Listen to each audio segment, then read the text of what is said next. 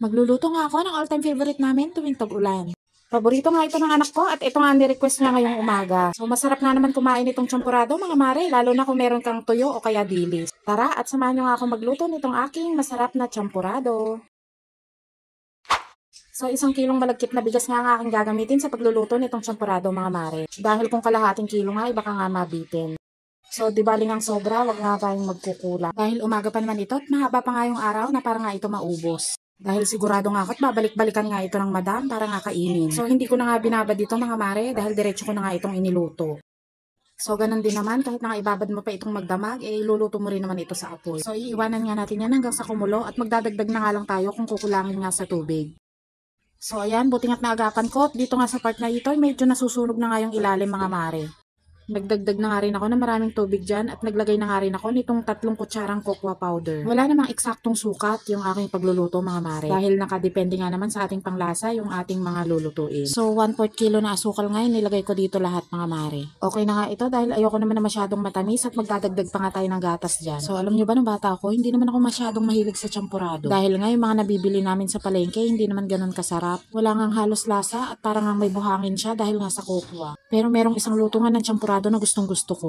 Nung first time nga na natikman ko yung lutong champurado ni Papa, na imbes na cocoa nga ang nilagay niya ay Milo. Kaya nga simula noon ay gustong gusto ko na nga ng champurado. Lalo na ako may partner kang dilis o kaya tuyo, ay nako, napaparami ang kain mo. So at this point nga, tinitikman ko nga kung magdadagdag pa ba ako o sakto na nga yung lasa. At pagkatapos nga niyan, ay nilagyan ko nga rin ng kalahati ng ibat milk. Dahil yun nga kalahati ay gagamitin kong pan-toppings mamaya pagka nga naluto na. Dahil ang ganda ng tignan kapag nga meron ko nakikitang puti-puti sa ibabaw ng champurado. So ayan, at konting mekos-mekos na nga lang ito at ready na nga itong ating champurado mga mare. At hindi pa nga nakontentong person mga mare at nagdagdag pa nga ako ng powdered sugar dyan. Masarap naman kasi kapag nga maraming gatas at hindi nga naman ito nakakaumay. Ito na nga itsura niya, no, nilagyan ko nga ng gatas at napakarami na ang sahog niyan mga mare. Ewan ko na nga lang kung hindi pa magustuhan ito ng madam at hindi nga siya makarami dito.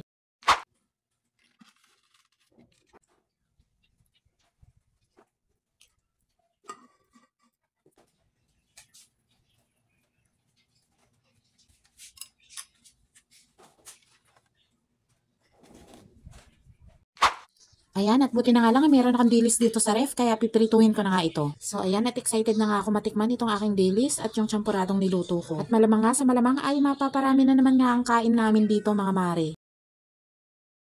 At sa mga nag-grade nga din na tulad ko, abay magluto na nga rin kayo nito mga mare. Napakamura nga lang din naman mga ingredients. At kung umabot ka nga sa part na ito, huwag mo naman kalimutang mag-like at mag-share ng video kong ito. And that's all for today's video mga mare. Maraming salamat po sa inyong laging panonood. Ingat po tayo palagi. Bye-bye!